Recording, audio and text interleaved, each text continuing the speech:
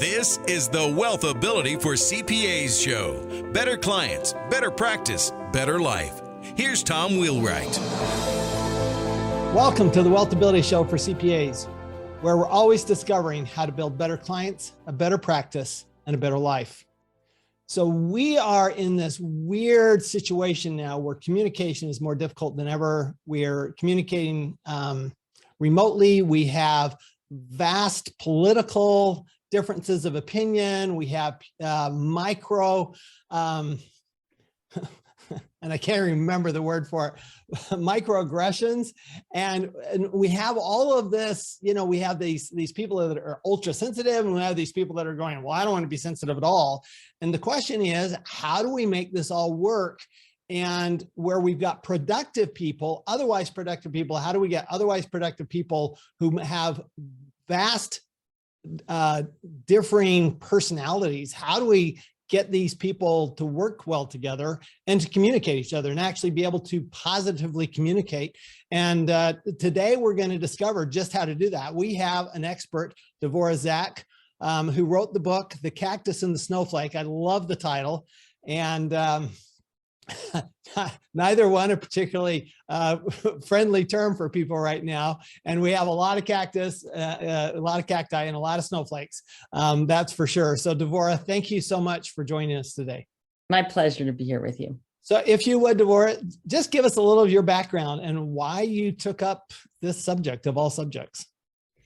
So I have an MBA and another degree in psychology and communications, and I'm a certified practitioner in something called neuro-linguistic programming, which is a cognitive science about how we communicate and process the world. So all this comes together to my work as an executive coach and a leadership consultant and an author on all different types of topics related to business, including personality styles. And I know for a lot of my clients, CPAs or engineers or attorneys, you name it, may not be typically thinking about different personality styles to be successful in how they engage in their work. However, it makes a tremendous difference once you get the idea of who you are and how other people process the world and how to meet people where they're at. So it's interesting. You have this thinker-feeler spectrum that you talk about in your book. And, a lot of CPAs, we tend to be thinkers, right? Can you kind of describe the difference? I presume these are polar opposites here, and there's some spectrum that everybody falls on along the line. But can you kind of describe the difference between the thinker and the feeler and how they communicate? Sure thing. So thinker and feeler is that terminology is based on Carl Jung's personality typology, and I've adapted it to be a little bit more user friendly to call the thinkers cacti and the feelers snowflakes. And some of the fundamental differences are that the cactus will lead with the head, whereas a snowflake leads with the heart. And a cactus values logic really strongly, whereas a snowflake highly values sensitivity. So when making decisions, for example, the cactus will be analytical and base it on their decisions on reason, whereas a snowflake will be empathetic and base their decisions on feelings. So a cactus prides him or herself on being direct in discussion and conversation, whereas a snowflake thinks diplomacy is more important. So these are all, as you said, very different ways of being in the world. So when we're engaging with different people, we then want to meet them where they're at. I call it flexing your style to build rapport and increase productivity and morale in the workplace. And even though what I just described are opposites, envision a continuum. So some people are one extreme or the other, really relate to the cactus prototype, whereas other people are more in the middle and have a mix. We all have at least a little bit of both. Yeah, although I'm sure we've all met, both sides have met people that we think don't have any of the other side, right? Right, exactly, exactly. So in your book, you actually start out talking about CPAs right on page 2. So tell us that story, because I think it's a great story. So when I started business school myself many years ago, I didn't have a background in accounting, and I took my first accounting class, and they were talking about debits and credits, and I befriended a CPA. There were plenty of them roaming the aisles of the business school. And I said, just all I need to know is, are credits good and debits bad, or debit's good and credit's bad? And he wouldn't answer the question. He said, well, it depends, and it's not that simple. And I burst into tears, and he and I are still good friends to this day, and we laugh about that story all the time.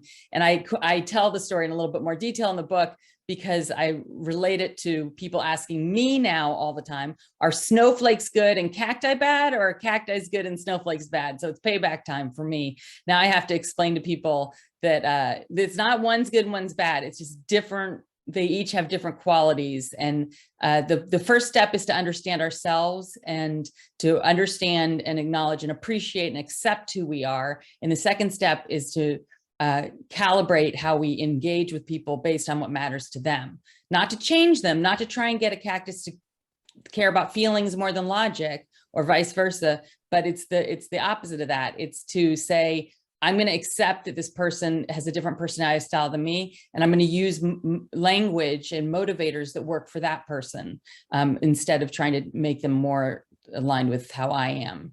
You know, I actually like the comparison to debits and credits, because when I teach accounting to non-accountants, I say, look, here's the way it works. Debits are on the left and credits are on the right. One's not good, one's not bad. One's on the left and one's on the right. And that's all it is. And because you hear, like, the bank credits your account, right? But they credit your account because it's a liability to the bank. So it's bad to the bank, it's good for you. But it's not a debit, it's not a credit to you, it's a debit to you. And people get really confused about this. And so they go, well, what do you mean? If I get a credit in my bank, that's good.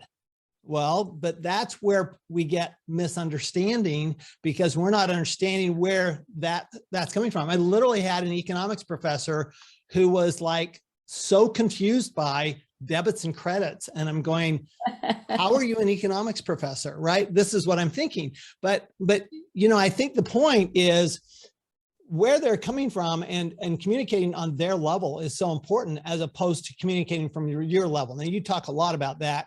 Don't do the golden rule where, you know, you want them to communicate the way you'd want to be communicated with, but rather communicate the way they need to be communicated with. And I think that goes to your NLP studies.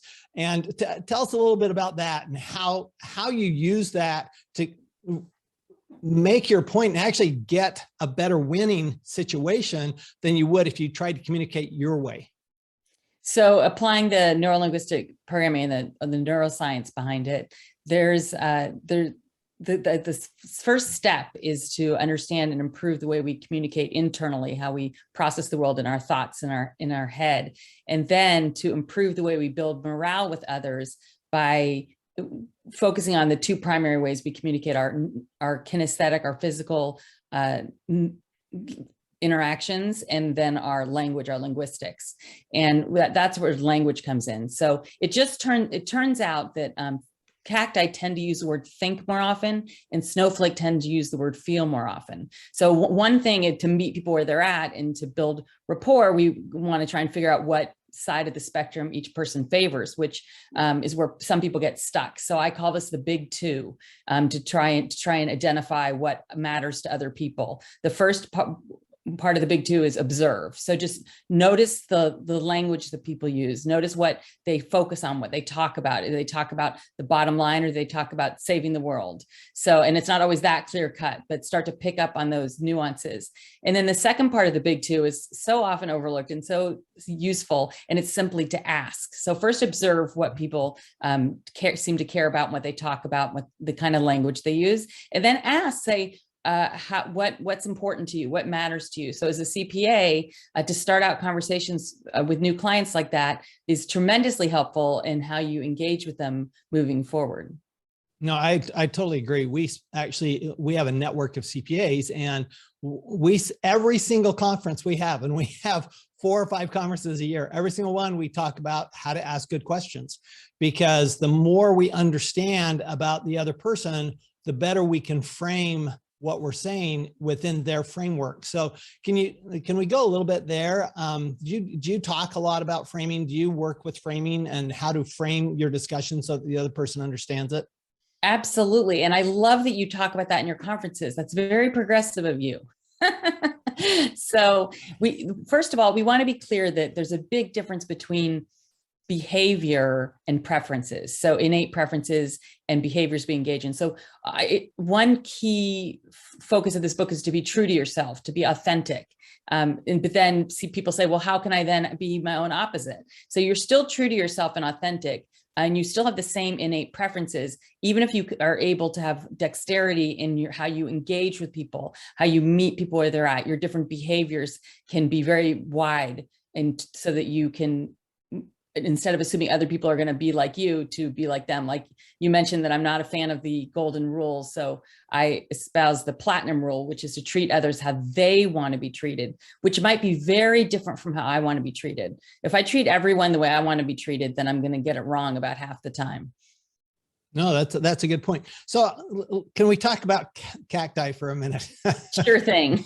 Because I think that's it tends to be more predominant in the accounting world than the snowflake. In fact, I've got a good friend that I work with a lot, and he's a really, strong cacti.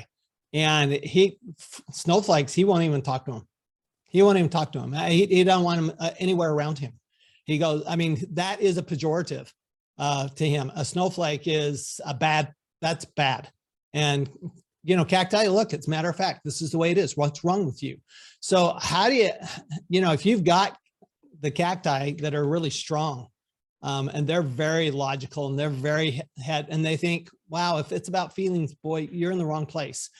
What do? If you're a leader and you're a cacti, you're a cactus, do you say, well, I'm only going to have cacti on my team, which is one answer. So here's what I would do. I would use cacti language to respond to someone who said to me, I only want to engage with cacti, not snowflakes. I would say that's not so very practical in terms of building your business. So I'm using language. I'm going to intuit that the cactus cares about being practical and growing the business and being logical. It's not very logical to say half the population I'm not going to engage with. So I think part of it is that, and then also taking away the judgment that one way is right or wrong, instead to simply accept people have different reasons for their behaviors.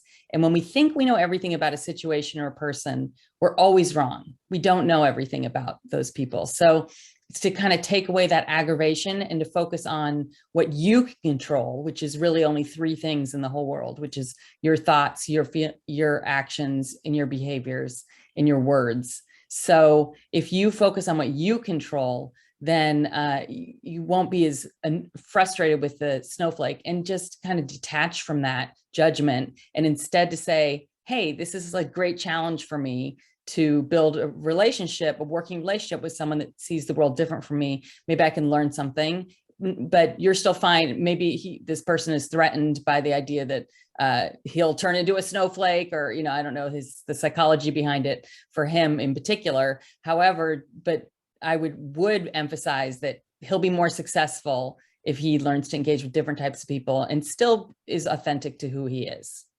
That's interesting. So,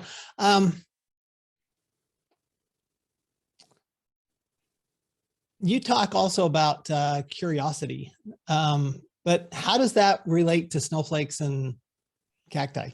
Yeah, this ties right in with this theme of what if someone is very judgmental of another personality style. So that's where the curiosity comes in, is to replace judgment with curiosity. If you're a cactus, or you might also, as a snowflake, might prefer the word compassion. But the idea is to say, instead of saying you're wrong or I'm going to judge you, I'm going to just be curious about, that's interesting. That person processed that conversation so differently from me. Let me try and learn more about that, as opposed to that person is wrong, for example, for being upset about that conversation. So if we can think that people are fundamentally different inside, people like to say, oh, we're all basically the same. And I am here to say that we are not the same inside, that people are really different. And we become less judgmental and more curious and interested in learning about people when we realize that we're fundamentally different, that people engage in the world in different ways. And this ties into the concept that I have in the book, which I call the non-event. So it's not so much that people are too sensitive or not sensitive enough. It's that what happens to one person when you're in a meeting or in a conversation, to one person might be very upsetting or just disruptive to them. And another person, it literally was a non-event, like nothing happened in their world. Like they didn't even experience any kind of angst around it, that nothing occurred, where someone else thinks some big fallout happened. Okay, so let's take that to where we are in the world today, where we've got really strong opinions. And I mean, I remember growing up, you didn't talk about religion and politics, right? In the US. Now, I actually was a Mormon missionary in France. And in France, they always thought Americans were so ridiculous. They go, if you're not going to talk about religion or politics, why are you talking? And so they had this whole different perspective about the conversation and the argument. But where we are right now, it seems like people are literally afraid of giving their opinion. They're literally afraid of, there's so much PC going on. There's so much, if I say something wrong, I'm going to get fired, and I could get fired 10 years from now for something that I said today. So how do you deal with, that is a landmine. So this comes up a lot of times. People ask me, which is kind of in a nutshell of what you're saying. What if you just don't click with someone? What if you have different opinions and different approaches to the world? What do you do? And the good news is having a solid working relationship does not depend on clicking with someone. What if you realize you have really different perspectives than someone else? What I recommend is to accept the differences and to leverage each of your strengths and to come up with shared systems about how you can work successfully together. So to acknowledge the differences and accept them, and then focus on what I call personally relevant benefits. What's relevant to that person? What matters to them? What do they care about? And focusing on that as opposed to the differences. So it's really about, again, systems, not saying, oh, we have to all be the same. So one of the things we talk about a lot is being transparent. So that sounds to me like what you're saying is, you just need to be transparent. Let people know who you are. Let people know this is the way, this is how you feel about that, and accept that other people feel differently. And also to recognize that to one person, transparency is another person's alarming reality that we're not clicking, and they might short circuit. So this is where it comes back to the idea of calibrating how we communicate based on who we're with and what that person's like. So in giving the example of giving feedback to somebody, if you're giving feedback to a cactus, they might really appreciate saying, okay, there's 3 things you really need to work on based on what I saw in your presentation. Let's address them. And as a cactus, how do you respond to that? It's like, great, that sounds perfect. If you say the exact same words to a snowflake, they might start to short circuit. Right. So instead of saying, oh, they shouldn't short circuit, they shouldn't get so emotional, just say to yourself, how can I create feedback in a way that will speak to the snowflake? So I see you put a lot of work into your presentation and you hit a lot of great points, and there's a couple areas we can improve upon further. And then the snowflake's ready to listen as opposed to melting down. So once again, this is replacing judgment with simply, how can I be useful and how can I help this person process this information I'm giving, as opposed to just saying they need to suck it up. Okay, this is great. So wrapping up, so give us 3 things that we can do. What are 3 specific things that we can do in our communication so that we don't have these vast clashes within our workplace? So let's start with a little acronym that I have in this book called NAY, N-A-Y. So this has to do with how we communicate with ourselves. So when we are getting agitated by someone else, by their personality that's different than ours, remind yourself of this NAY, NAY, which stands for not about you. So it's not about you, this other person's personality style. It's really to separate ourselves from that. Another one is another little memorable statement is to mind your own business. So we think we know what's best for everyone. And it's like, oh, that person should, have more of a spine, or that person should be different from how they are.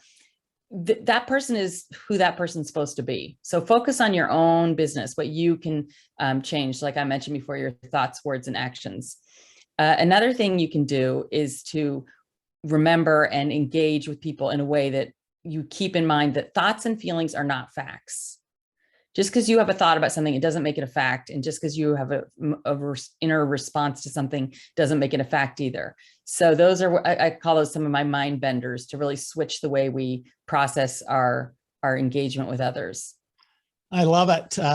Not about you.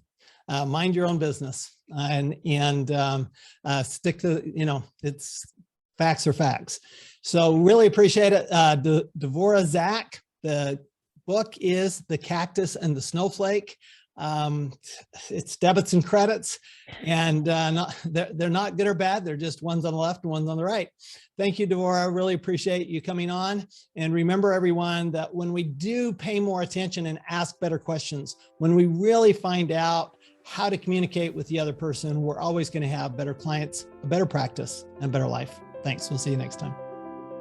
You've been listening to the WealthAbility for CPAs show. Better clients, better practice, better life.